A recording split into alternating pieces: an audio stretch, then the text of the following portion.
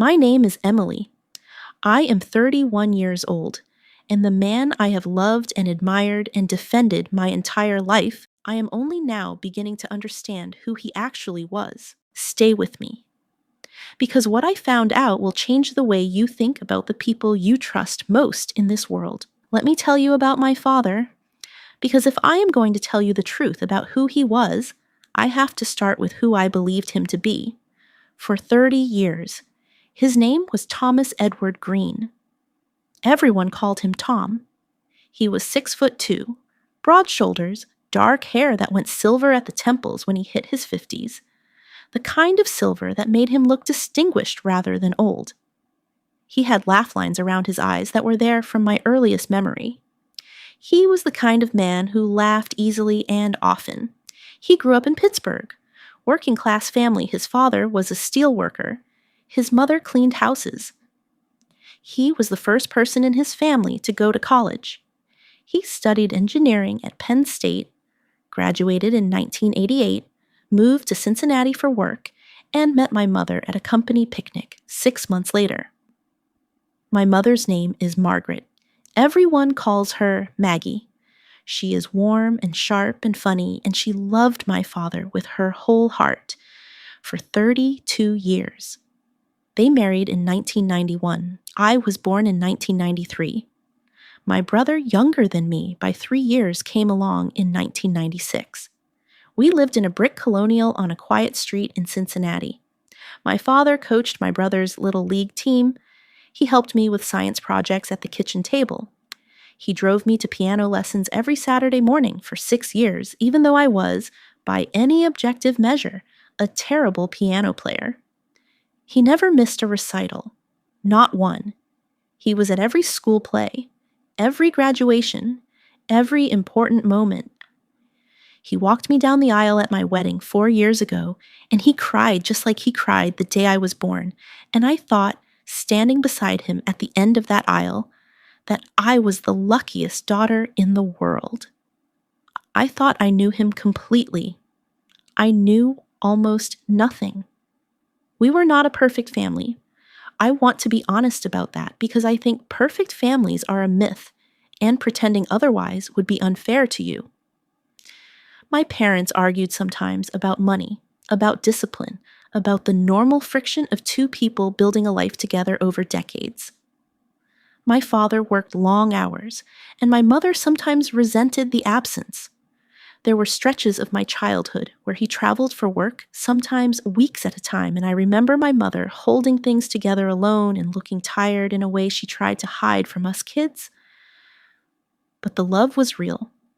I genuinely believe that. Whatever else I have learned about my father, I believe he loved my mother. I believe he loved us. What I now understand is that love, even genuine love, can exist alongside betrayal. That a person can be fully present in one life and simultaneously living another. It is one of the most disturbing things I have ever had to accept. My father retired at 62. This was 2 years ago. He and my mother had plans to travel. Grandchildren eventually, a slower and quieter life together after all the working years. They bought a camper. They took a trip to the Grand Canyon. My mother sent me photos, the two of them squinting into the sun at the canyon's edge. My father's arm around her shoulders, both of them grinning. I looked at those photos and felt only warmth. 8 months after that Grand Canyon trip, my father had a heart attack. He was gone in 4 days. He died on a Thursday morning in November. I was at the hospital, we all were. My mother, my brother, my father's sister, Aunt Carol. We had been there since Tuesday when the first attack happened, and the doctors had said the words that rearrange everything. It is serious. Prepare yourselves. He was conscious for most of those 4 days. He could talk slowly, carefully, but he could talk. He held my hand on Wednesday evening and he said, "Em, you turned out so well. I want you to know that.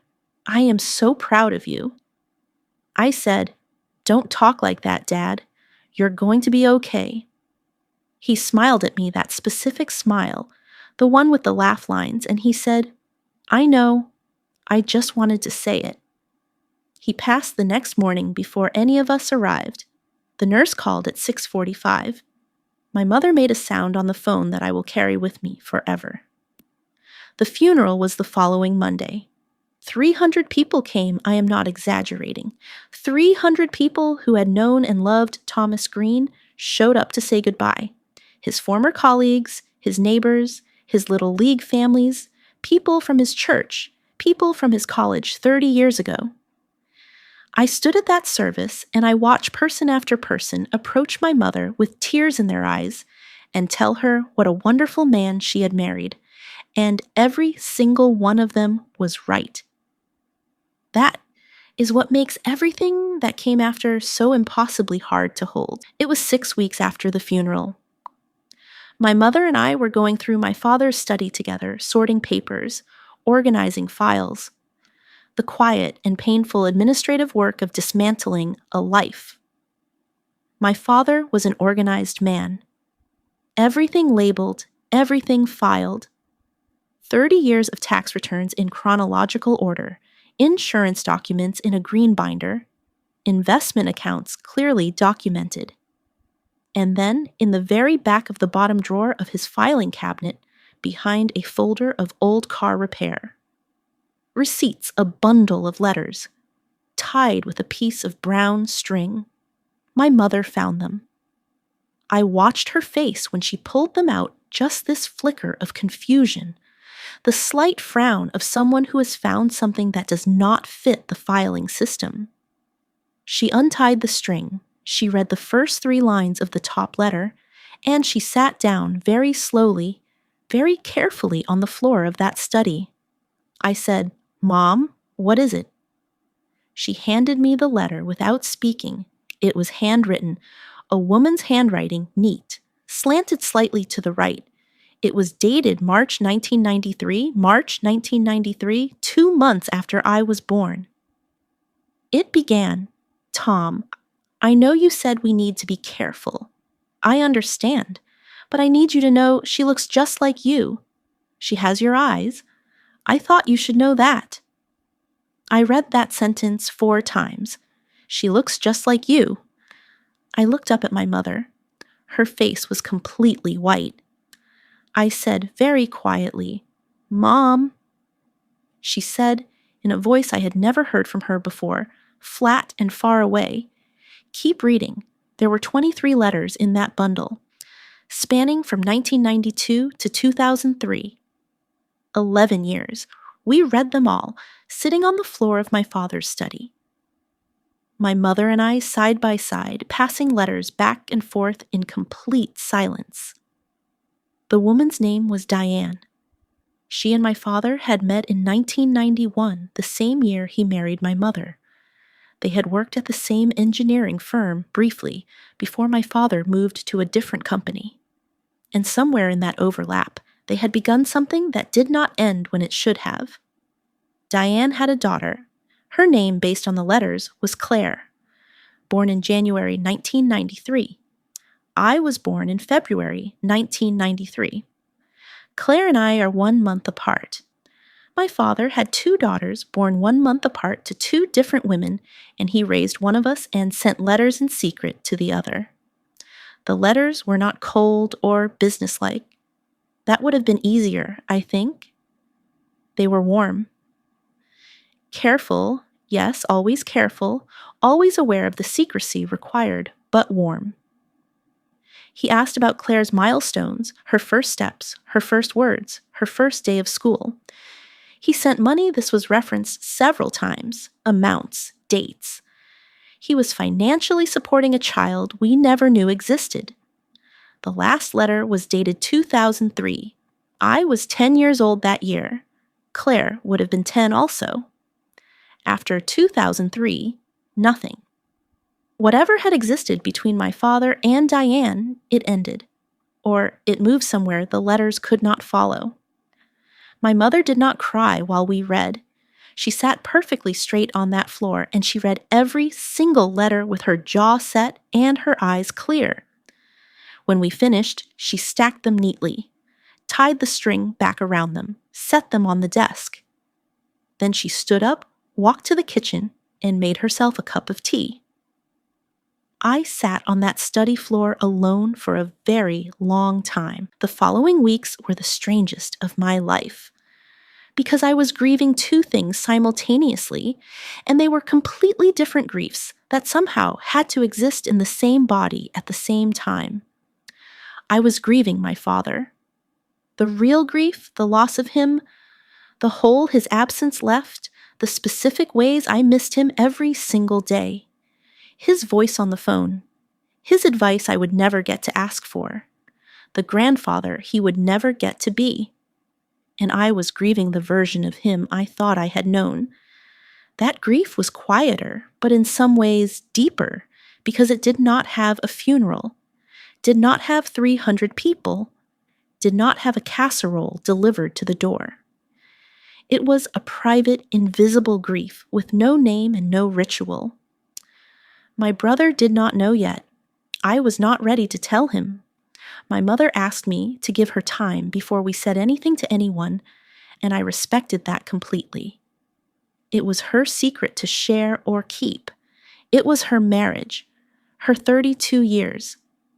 I asked her once, about 2 weeks after we found the letters, I said, "Mom, are you okay?" She looked at me for a long moment, and she said in that same faraway voice, "I am trying to decide how to be okay. I will let you know when I figure it out." That was the most honest thing anyone has ever said to me. I started having trouble sleeping. Not the dramatic insomnia of movies, just the quiet kind, where you lie in the dark and your brain will not stop turning things over. I would find myself thinking about specific moments, times my father had traveled for work, and I had accepted the explanation without question. Times he had been on the phone in another room and closed the door. Times my mother had looked tired in that particular way. Were those things connected? Were they innocent? I will never know. And not knowing that might be the hardest part of all. It was my idea to find her. My mother was not sure. She said very carefully, "Emily, whatever we find, we cannot unfind. Are you certain you want to know?" I said, "She is my sister, Mom. She exists whether we look for her or not." My mother was quiet for a long moment. Then she said, "All right.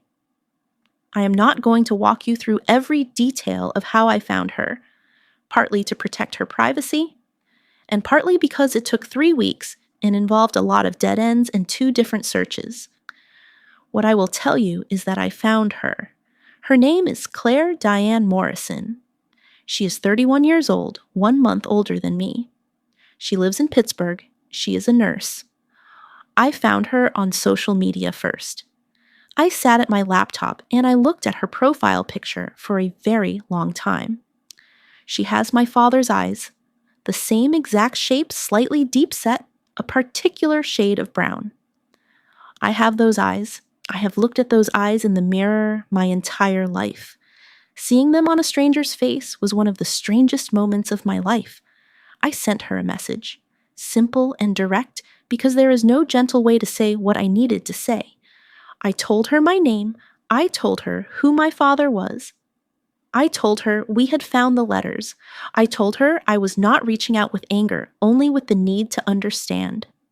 I sent it on a Tuesday evening. She replied on Wednesday morning. She said, "I was wondering if this day would ever come. I think we need to talk." We video called that Saturday. I did not know what I expected. I think part of me expected awkwardness so thick it would be impossible to get through. 2 strangers connected by a secret and a dead man. What do you even say? What I did not expect was how immediately I liked her. Claire is quiet in the way that reads as calm rather than cold. She has this steady, direct quality. She looks at you when she talks. She chooses her words carefully. She does not perform emotion she is not feeling. She is very different from me in many ways. And somehow, underneath the differences, she reminded me of my father in ways that made my chest ache. She told me what she knew. Her mother, Diane, had told her about my father when she was 16. Not everything, not the letters, Not the money, but the basic truth. That her father was a man named Tom Green, that he was married to another woman, that he had chosen that family. Claire told me she had spent years angry, years grieving a father she never got to have. She had looked my father up online, found photos of our family, our holidays, our graduations. She said very quietly, "I used to look at pictures of you and wonder what it would have been like to grow up together." I had to press my hand over my mouth for a moment. I told her about the photograph, the one of my father crying on the day I was born. And I told her because she deserved to know that there was a letter dated 2 months after that photograph, in which our father had written to her mother that Claire had his eyes. On the day I was born, he already knew about her, and he cried for me and went back to her. Claire was quiet for a long time after I said that. Then she said, "I think he loved us both, in the broken, inadequate, selfish way that he could. I think he loved us both." I did not know how to respond to that. I still don't. But I think she might be right. I told my brother James 3 weeks after I spoke to Claire. My mother was there. We sat at her kitchen table, the same table where our family had eaten 1,000 dinners, where our father had helped with homework, where Christmas mornings had always ended up eventually, and I told him everything. James is different from me. Where I tend to go quiet when I'm hurt, James goes loud. He stood up from the table. He walked to the window. He stood there with his back to us for a long time. Then he turned around and said, "How do we know these letters are real?" My mother said very quietly, "James, I know your father's handwriting. The letters are real." He did not say anything for a very long time. And then this big, loud, protective brother of mine, he put his face in his hands and he cried. I reached across the table and I put my hand on his arm, and the three of us sat there in our father's absence and tried to figure out how to hold both things, at once the love and the lie. My mother made a decision that surprised me and that I have come to deeply respect. She called me one evening and said very calmly, "That girl did not choose this situation.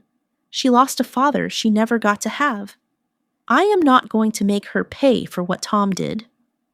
They met for coffee on a Sunday afternoon. I was not there. My mother wanted it to be just the two of them. She came home and she called me and she said, "She really does have his eyes." And then my mother, my strong, steady, heartbroken mother, finally cried. I am still in the middle of this. I want to be honest about that. This is not a story with a clean ending because I am still living it. Claire and I have spoken 4 more times since that first video call. We are careful with each other, respectful of the strangeness of what we are, of the grief we each carry, of the fact that we are sisters who are also strangers. But there is something there, something real and fragile and worth being careful with. I think about my father differently now. Not simply I cannot think about him simply anymore. He was a good father to me. That was real. He was also a man who made choices that caused profound harm to people he claimed to love.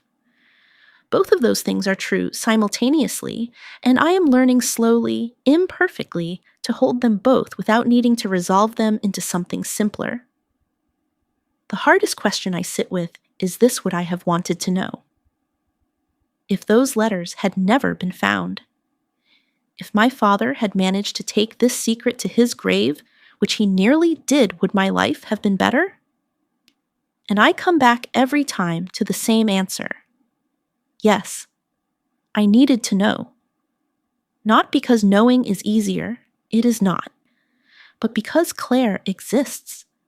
Claire is a real person who spent 31 years grieving a father who chose to be invisible to her, and she deserved to be seen. She deserved to know that someone was looking for her. She is my sister. That is not nothing. I have thought a lot about why I am telling this story, partly because keeping it inside has been very heavy and telling the truth even to strangers, even on a screen, makes it lighter somehow. But mostly because I think there are people watching this who are carrying their own version of this weight. A parent who was not who you believed them to be. A family secret that rewrote history. A photograph you can no longer look at the same way.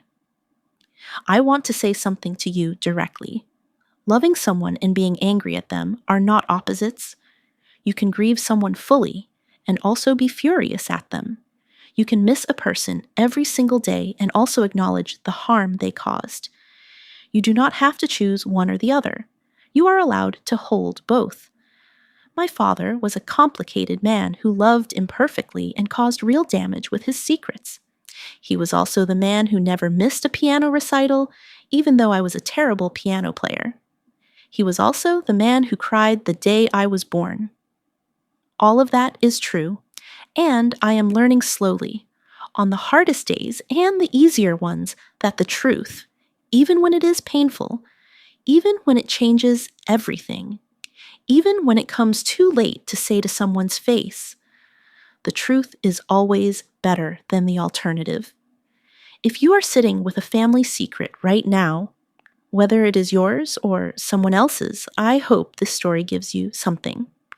Permission, maybe, to ask the question, to open the drawer, to send the message. The people on the other side of the truth deserve to be found. So do you. My name is Emily. I am 31 years old. My father cried the day I was born, and I am still learning who he was. Thank you for being here with me today. If this story touched your heart, please share it. You never know who needs to hear it. Take care of yourselves.